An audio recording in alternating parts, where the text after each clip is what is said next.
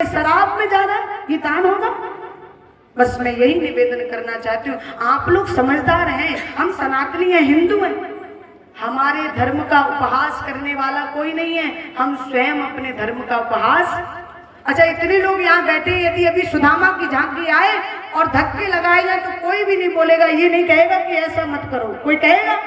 क्योंकि कहने की सामर्थ्य नहीं, हम खुद सोचते हैं अच्छा लग रहा है हमको, तो हम तो प्रसन्नता से देखते हैं। अरे शर्म करो, तुमको शर्म होनी चाहिए। साधु संतों में, ब्राह्मणों में कोई धक्का लगाएगा?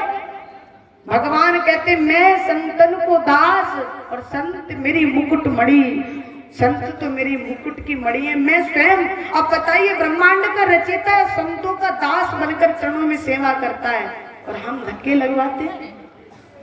एक चिड़िया थी, चिड़िया तो चिड़िया जंगल में रहती थी और जंगल में एक बार आग लग गई और इतनी भयानक आग लगी कि वो आग बुझ नहीं रही थी।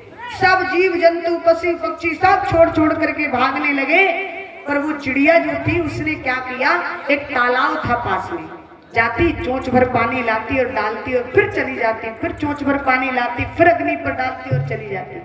ध्यान से सुनेंगे। तो जितने भी वहां पशु पक्षी थे ना, अन्य जो पशु पक्षी थे, छोड़ छोड़ करके जो जंगल को भागने लगे, वो हंसकर बोले, अरे चिड़िया तू बावली हो गई है रे, तेरी चोंच भर पानी से क्या ये भयानक लगी हुई जंगल की आग बुझेगी? जो तू इतना श्रम कर रही है, भाग जा तू भी, वरना जल जाएगी। तो उस चिड़िया ने आवाज दी कि मैं जानती हूँ मेरी चोंच भर पानी से ये भयानक आग जो लगी है वो बुझने वाली नहीं, पर मैं ये भी जानती हूँ जिस दिन इस जंगल का इतिहास लिखा जाएगा तो मेरा नाम आग बुझाने वालों में होगा, आग लगाने वालों में। तो मैं भी जानती हूँ।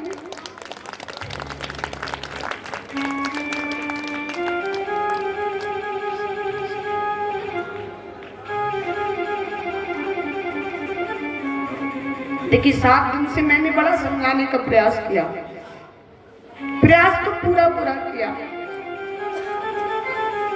पर कभी बात चलेगी ना तो आप में से 2-4 व्यक्ति तो ये कहेंगे कि हाँ कभी कथा हुई थी तो वो आई थी लड़की, कुछ कहकर गई थी। मैं ज्यादा तो ज्ञानी नहीं, बस मैं आपसे यही निवेदन करके जाऊंगी कि कथा भी यदि कराओ तो ऐसे कथावाचक को बुलाकर जो कि हमारे कथा का हमको फल मिले, कुछ हमको लाभ मिल सके, बस इतना निवेदन है।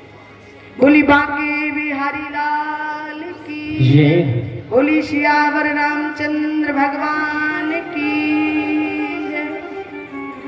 और सुदामा जी की पत्नी ने कहा कि प्रभु, मैं ये नहीं कहती कि आप मांगने जाओ, आप केवल दर्शन के लिए चले जाओ।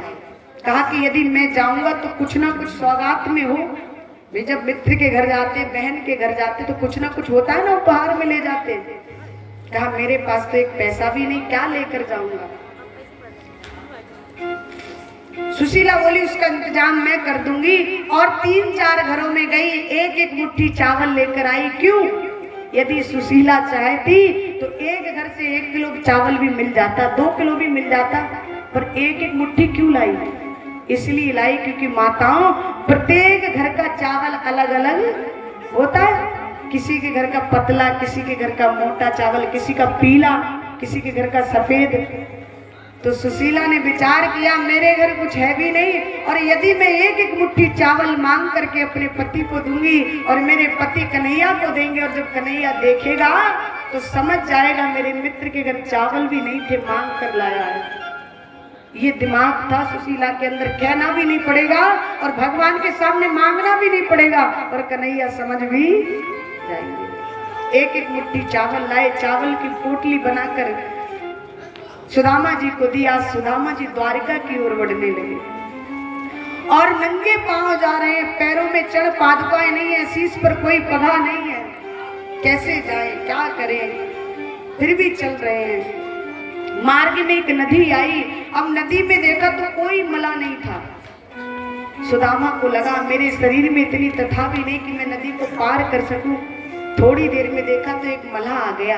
कहा भैया मुझे पल्ली पार छोड़ दोगे? बोले हाँ बिल्कुल बैठो। बैठ गए और जैसे ही नाव चली बीच मझधार में पहुंची, सुदामा जी ने कहा भैया एक काम करो। बोले क्या? आप नाव रोक दो। अरे स्वामी यदि नाव रोक दी तो डूब जाएंगे। बोले आप